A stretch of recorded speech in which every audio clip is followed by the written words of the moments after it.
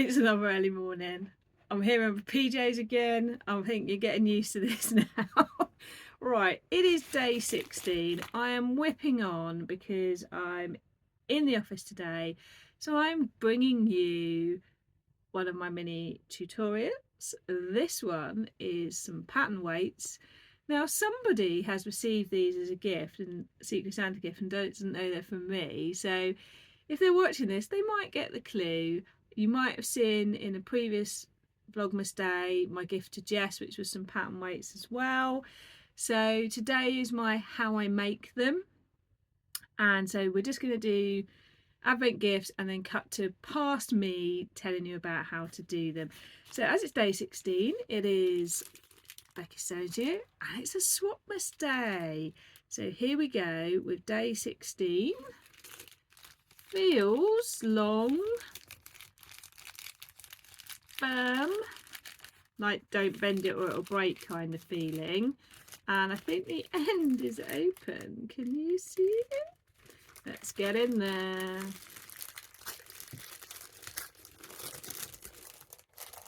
Others happens. It is. Oh, what is it?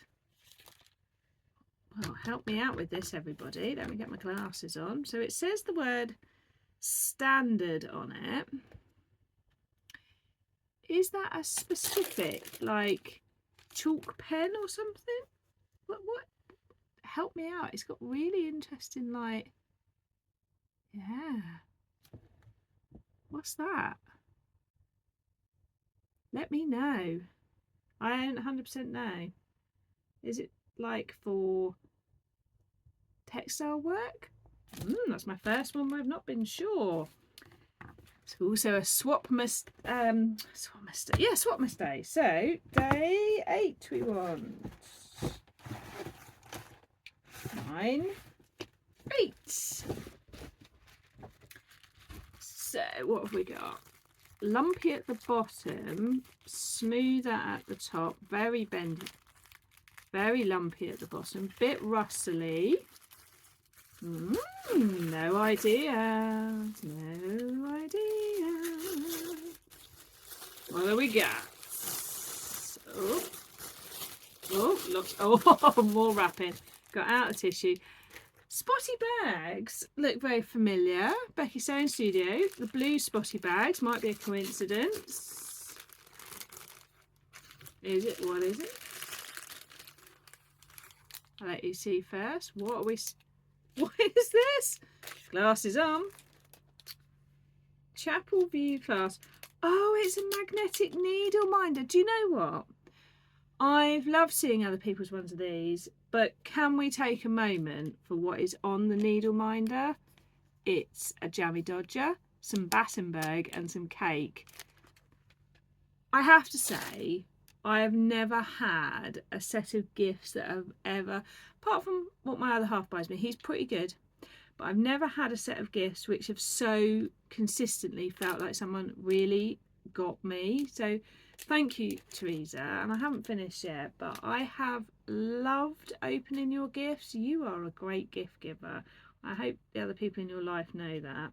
It says this needle minder comes in 2 parts. Put the Dextry part on the top of your fabric and the smaller button beneath to keep your needle minder in place. I was only showing you the other day my embroidery and how I just jam the needle in the back. Love it. This must be another small business, Chapel View Crafts. I'm going to look them up and I'll link them if I can. So let me get it out.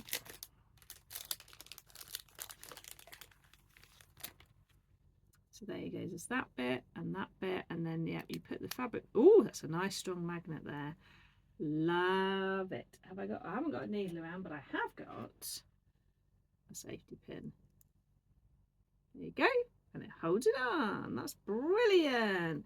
They are gorgeous. There you go. Look. Come on, camera. Look at that gorgeousness. Look. Amazing. Teresa, you have been a superstar. I have loved every minute. By the way, I've already had 2 people in the Advent Swapmas say, can we do it again next year? so if other people might want to join in next year, if we want to do something different, yeah, it's been great. So yeah, I get the impression that people want me to sort it out again. So right, so now I'm going to hand over to past me talking to you about making the pattern weights that I like to make. Hope you enjoy it. Let me know.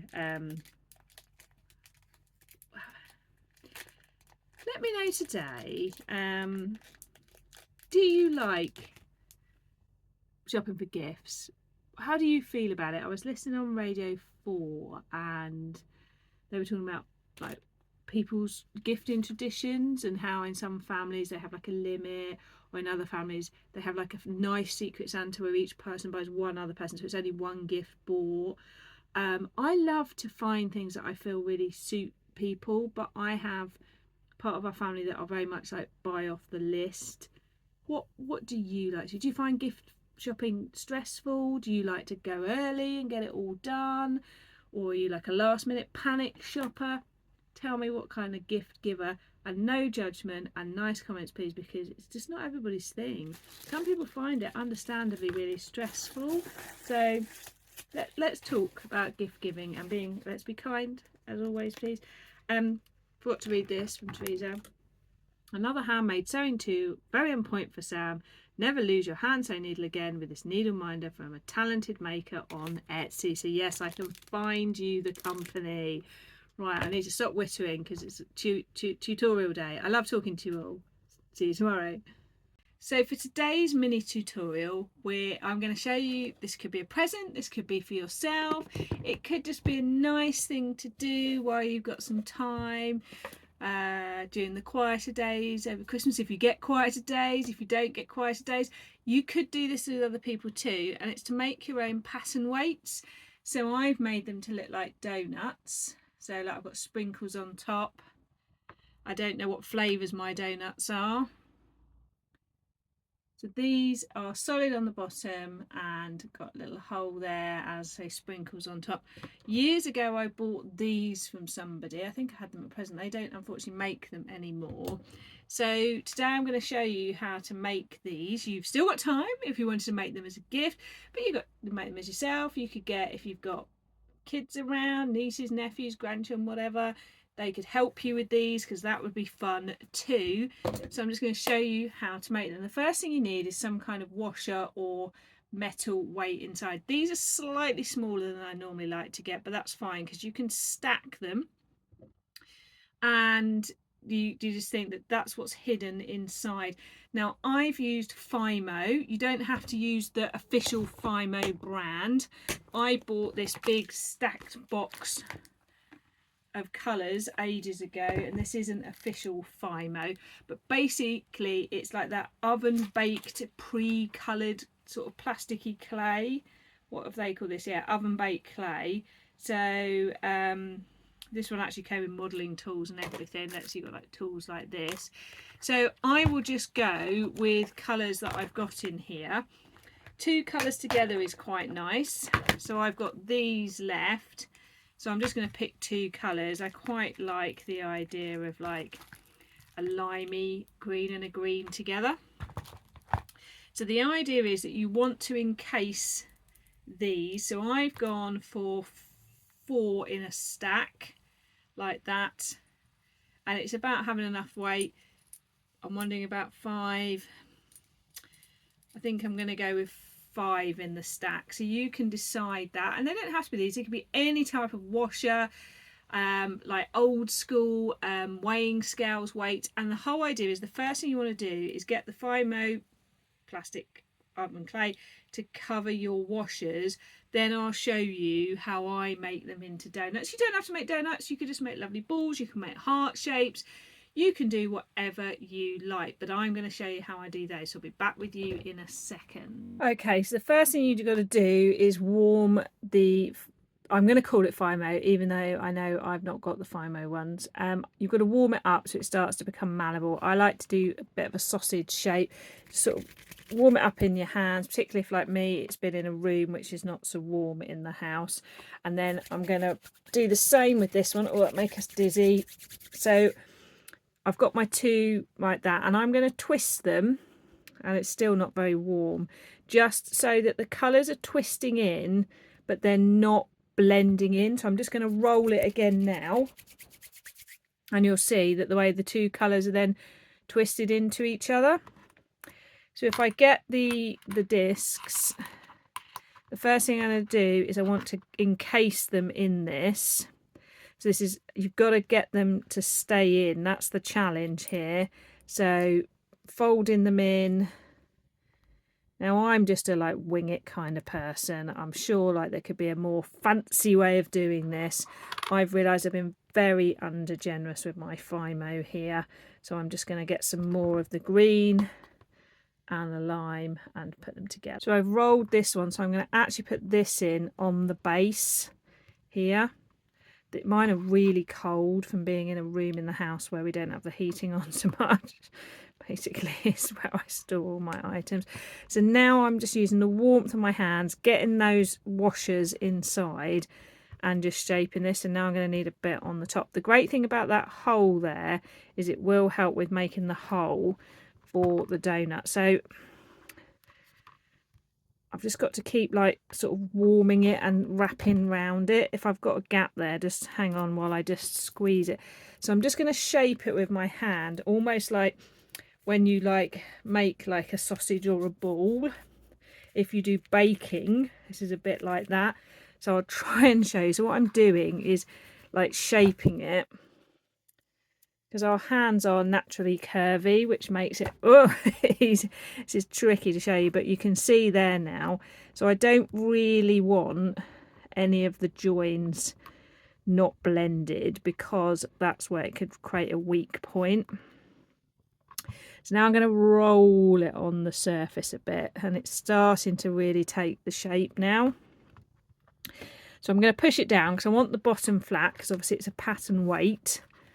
And we want the bottom, now I've used a cutting mat. You could put greaseproof paper on.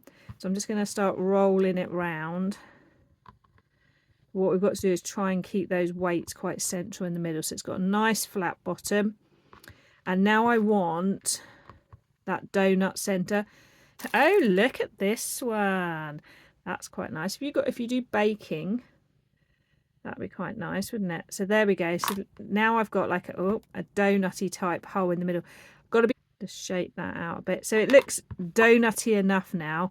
Not going to put the hole in the bottom because we're not going to see the bottom. So now I've got that. I would go on to make the rest of the giant donut pieces. I've made these a bit bigger, so they're a little bit weightier than these ones actually. But I will show you now how to make the sprinkles, and then I'll come back. So the sprinkles are teeny tiny pieces of little rolled out sausages.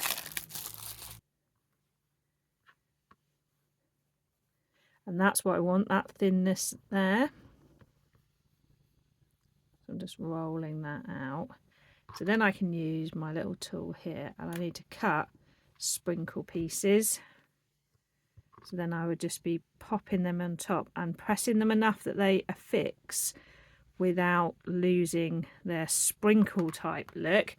I realised green on green is probably not the best option. Let's have a, oh, here we go.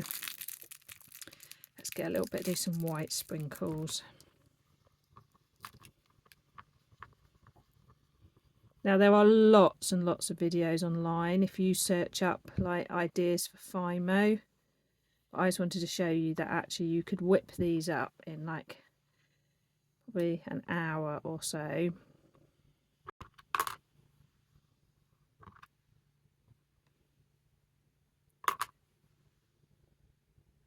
Don't overthink your sprinkles is what I would say, because if you sprinkled them on, they would do strange and interesting things. So make sure you don't think, oh, I've got to have them all at a different direction, like different alternating colours. Because when you put hundreds and thousands on, as we call them in the UK, or sprinkles, I think, in the US, they will fall. So there you go. So it's starting to get that donuttiness. Now, these ones are glossy, as you probably notice, and that's because I brought the Fimo / plastic clay gloss, little bottle of glossness that you can paint on. I didn't use normal varnish because that can sometimes colour, but I did do that after baking them. You will need to follow the instructions in whatever Fimo modelling clay that you buy to oven bake them. And remember, it's going to get hot because it's got metal in the middle. Well, I'm going to make the rest and then I'll show you my set. So here we go. 4 little pattern weights looking like donuts. I'm just looking at that there, and I'm going to smooth that little edge out there, but you can see I've done the dip in the middle, flat base and sprinkles.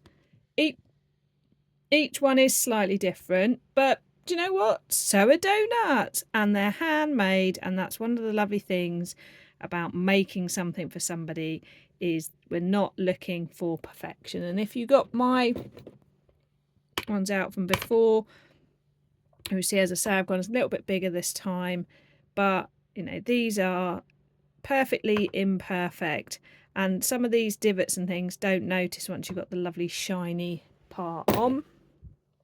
So I am just going to do a last bit of smoothing and then pop them in the oven, and then I'll put the glaze on, and I wonder who will get them as a gift this year. So I hope you enjoyed today's little mini how to make, and I know it's not officially sewing, but it is a sewing tool, and it's Christmas, and it's gifting, and it's crafting, and my channel is called Sequin Girly Creates, and I created something. So I hope you found that useful. Please leave me a comment below if you like them, if you've made them, if you're going to try them, and also if you'd like to see any other tips like that. Catch you again soon. Well, tomorrow.